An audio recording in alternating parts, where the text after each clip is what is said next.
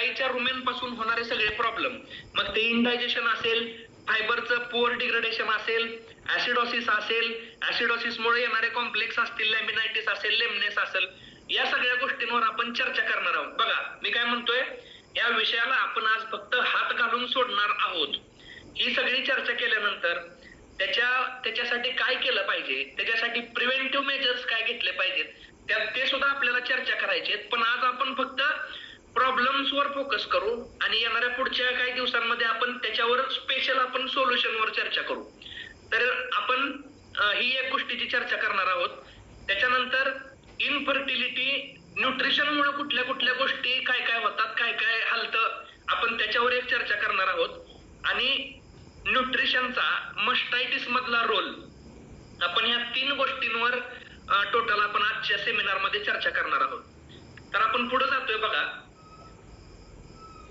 जनावरांमध्ये किंवा रुमिनंट्स मध्ये सगळ्यात महत्वाचा ऑर्गन, आता आपण म्हणलं की बाबा रुमेन हे गायीचं इंजिन आहे, त्या रुमेनवर आपण फोकस केला पाहिजे. आता बघा तुम्हाला एक गंमत सांगतो मी, माणसांमध्ये आपल्यामध्ये जर कुठल्या प्रकारचं डायजेशन आहे असं तुम्ही जर मला प्रश्न विचारला तर मी सांगेन की माणसामध्ये ऍसिडिक डायजेशन होतं, ऍसिडिक.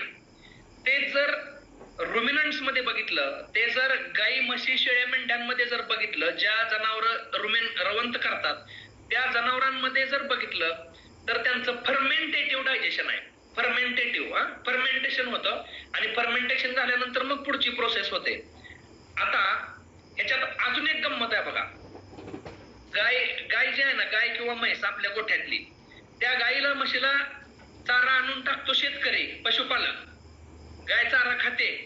गाय चारा खाल्ल्यानंतर गाय स्वतः फर्मेंटेशन करते का चाऱ्याचं? नाही करत. रुमेन मध्ये जो मायक्रोबायोट आहे, त्याच्यामध्ये बॅक्टेरिया असतील, प्रोटोझोआ असतील, फंगाय असतील, अर्के असतील, हे वेगवेगळ्या प्रकारचे मायक्रोब्स त्या चाऱ्याचं फर्मेंटेशन करतात आणि फर्मेंटेशन केल्यानंतर मग पुढची सगळी डायजेशनची प्रोसेस पार पडते. म्हणजे आपल्याला जर त्या खाल्लेल्या चाऱ्याचं, गायीनं खाल्लेल्या चाऱ्याचं जर प्रॉपर फर्मेंटेशन व्हावं किंवा प्रॉपर फर्मेंटेशन जर व्हायला पाहिजे असं वाटत असेल तर आपल्याला कशावर फोकस केला पाहिजे? आपल्याला गायीच्या किंवा म्हशीच्या रुमेन मध्ये जे मायक्रोब्स राहतात त्या मायक्रोब्सला हेल्दी ठेवलं पाहिजे, त्या मायक्रोब्सला खुश ठेवलं पाहिजे, तर आणि तरच चाऱ्याचं फर्मेंटेशन प्रॉपर होणार आहे. आणि प्रॉपर फर्मेंटेशन झाल्यानंतर मग पुढचं डायजेशन व्यवस्थित होणार आहे. बघा इथं तुम्हाला 2 फोटो दिसतील. मी तुम्हाला पहिल्यांदा सांगितलं की आपलं आजचं जे प्रेझेंटेशन आहे त्या प्रेझेंटेशन मध्ये तुम्हाला जास्तीत जास्त मी फोटो दाखवण्याचा प्रयत्न केलाय. कसं आहे, जर मी पॉइंट टाकले, पेनानं लिहिल्यासारखं, निबंध लिहिल्यासारखं जर प्रेझेंटेशन बनवलं तर त्याला काय अर्थ राहणार नाही. आजचा आपला चर्चेचा विषय एवढा सुंदर आहे, एवढं भारी टॉपिक आहे चर्चेचा, की ते फोटोवरनं समजणार आहे. बघा आता रुमेन जे आहे ना, रुमेन गायीचं 4 पोटांमधलं सगळ्यात मोठं पोट रुमेन. तर त्या रुमेनचं ओव्हरऑल जी कॅपॅसिटी आहे ना, ती कॅपॅसिटी जर आपण लिटर मध्ये कॅल्क्युलेट केली तर ती 150 लिटर ते 1.25 लिटरच्या मध्ये आहे. लक्षात ठेवा. म्हणजे त्याच्यात नुसतं पाणीच भरायचं म्हणलं त्या रुमेन मध्ये तर एवढ्या मोठं रुमेन गायीचं किंवा म्हशीचं, एखाद्या हेल्दी गायीचं किंवा म्हशीचं असू शकतं. आता बघा रुमेनचं आतून जर स्ट्रक्चर बघितलं ना तर ते टर्किश टावेल सारखं आहे. टर्किश टावेल म्हणजे लग्नात आयराला टावेल येतो बघा आपल्याला सासरवाडीकडनं, तसला मऊ मऊ टावेल जाड, त्या टावेल सारखं स्ट्रक्चर त्या रुमेनचं आतमधून असतं, टर्किश टावेल सारखं. मग आता हे खालचं जर तुम्ही चित्र बघितलं, हे बघा, हे मी कर्सर फिरवतोय तिथं, हे जर चित्र तुम्ही बघितलं तर ह्याच्यामध्ये रुमेनचे जे पॅपिल्ले आहेत, आतमधून जे रुमेनचं स्ट्रक्चर आहे एकदम सुंदर आहे बघा. म्हणजे तिथं जर गाईचं किंवा म्हशीचं रुमेन असं असेल तर तिथं फर्मेंटेशन एकदम चांगलं होणार. जेवढं चांगलं फर्मेंटेशन होणार तिथनं तेवढे चांगल्या प्रमाणामध्ये व्हॉलटाईल फॅटी ऍसिड्स तयार होणार. जेवढे volatile fatty acid, acetic acid, butyric acid, propionic acid चांगले बनतील तेवढं गाईचं दूध उत्पादन चांगलं होईल, दुधाला क्वालिटी लागेल आणि काय न्यूट्रिएंटचं अब्झॉर्प्शन चांगलं होईल. आता बघा वरचा जो फोटो तुम्हाला दिसतोय ना, वरचा फोटो, हा फोटो जर तुम्ही बघितला, व्यवस्थित नीट बघितला बारकाईनं, तर ह्या रुमेनचं जे पॅपिल्ले आहेत ते पॅपिल्ले काळसर पडलेत बघा, काळसर पडलेले दिसतं ना तुम्हाला, फरक दिसत असेल. पॅपिल्ले काळसर पडलेत ते पडलेत आणि मधले काय पॅपिल्ले डायरेक्ट उडून गेलेत. आता हे उडून गेलेत म्हणजे काय तिथं दाढी केली का कोणी वस्तारा नेऊन? दाढीचे केस काढल्याने अशी मधले दिसतंय तर नाही. हे कॉम्प्लिकेशन्स का होतंय हे ज्याला समजलं का तो ह्या व्यवसायातला माहिर माणूस झाला असं आपण म्हणू शकतो.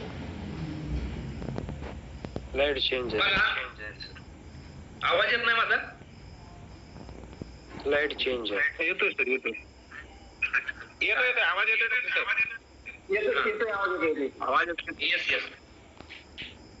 तर या फोटोमध्ये जर आपण बघितलं तर ह्या रुमेनचे जे पॅपिल्ले आहेत ते पॅपिल्ले काळपट पडलेले आहेत आणि मधले जे काय पॅपिल्ले आहेत ना ते उडून गेलेले आहेत. आता आपल्या सुपीक डोक्यामध्ये हा विचार आला पाहिजे की बाबा हे नेमकं का झालंय, हे नेमकं असं का झालंय, हा प्रश्न आपल्याला पडला पाहिजे. हा प्रश्न जर आपल्याला पडत नसेल तर आपण प्रगतशील दूध उत्पादक नाही आहोत, लक्षात ठेवा. हा प्रश्न ज्याला ज्याला पडेल तो प्रगतशील दूध उत्पादक आहे. आणि नुसतं प्रश्न पडून नाही तर त्या प्रश्नाचं उत्तर सुद्धा आपल्याला घ्यायचंय. तर मी तुम्हाला सांगतो, ज्या वेळेस आपल्या गाईला किंवा म्हशीला कंटिन्यू सब ॲक्यूट रुमिनल ऍसिडोसिस होतो किंवा आपल्या गायी ऍसिडोसिस मध्ये जातात त्यावेळेस गाईला ही कंडिशन होते. किंवा मी काय म्हणतोय बघा, आपल्या ज्या हाय इल्डर्स गायी आहेत, आज ब्रीडिंगनं आपण महाराष्ट्रामधलं जे चित्र बदललेलं आहे, आपल्या पूर्वापार चालत आलेल्या 9-10 लिटर दूध देणाऱ्या क्रॉस ब्रीडच्या गायी आज आपण 20-25 लिटर डेली ॲव्हरेज पर्यंत घेऊन गेलोय. मग या हाय इल्डर्सच्या गायींना रफेज आणि कॉन्सन्ट्रेट म्हणजे चारा आणि पशुखाद्य यांचा मेळ न झाल्यामुळं लोकांची एक भावना आहे बघा, मी तुम्हाला सांगतो. आता लगड साहेब तर प्रत्येक डेअरीवर मला वाटतं तुम्ही कार्यक्रम घेतलेला आहे, तिथं प्रत्येक शेतकऱ्याची एक पशुपालकाची एक भावना आहे, मी जेवढं जास्त पशुखाद्य खाऊ घालल तेवढं माझ्या गायीचं दूध जास्त निघल. बरं, आज पशुखाद्य अशा प्रकारचे पशुखाद्य बाजारात उपलब्ध आहेत की त्याला आपण कम्प्लीट फीड असं म्हणू शकतो. म्हणजे त्याच्यात एनर्जी, प्रोटीन, फॅट या सगळ्या गोष्टींचा एक प्रॉपर समतोल बनवून काही कंपन्यांनी पशुखाद्य मार्केटमध्ये आणलेले. तरी सुद्धा ते पशुखाद्य देत असताना काही प्रगतशील दूध उत्पादक आपल्या गुरांना वरून सरकी पेंड खायला घालतात, वरून मकाचा भरडा खायला घालतात. मग हे कॉन्सन्ट्रेट आणि रफेजचं गणित बिघडल्यामुळं जनावरांना ऍसिडोसिस होतो. जनावर कंटिन्यू ऍसिडोसिस मध्ये असतात आणि त्या कंटिन्यू ऍसिडोसिस मध्ये राहिल्यामुळं हे प्रॉब्लेम्स आपल्याला रुमेनचे बघायला मिळतात. जिथं रुमेनचे हे प्रॉब्लेम होतात तिथं फर्मेंटेशन व्यवस्थित होत नाही. जिथं फर्मेंटेशन व्यवस्थित होत नाही तिथं पुढचं सगळं डायजेशन हॅम्पर होतं आणि सगळं डायजेशन हॅम्पर झाल्यावर आपल्या गायींना कंटिन्यू आपल्याला आजार दिसतात. गायीचा जो पोर्शन आहे, आर्चिड पोर्शन आपण त्याला म्हणतो, वरचा मणका असा वाकलेला दिसणं, गायी लंगणं, गायीला कंटिन्यू मास्टायटिस होणं, गाया गाब न जाणं, हे सगळे प्रॉब्लेम या पोटामुळे चालू होतात, लक्षात ठेवा. त्या सगळ्या प्रॉब्लेमचं मूळ जे आहे ना ते इथं आहे. मग ह्याला आपल्याला टॅकल करायचं आहे. तत्पूर्वी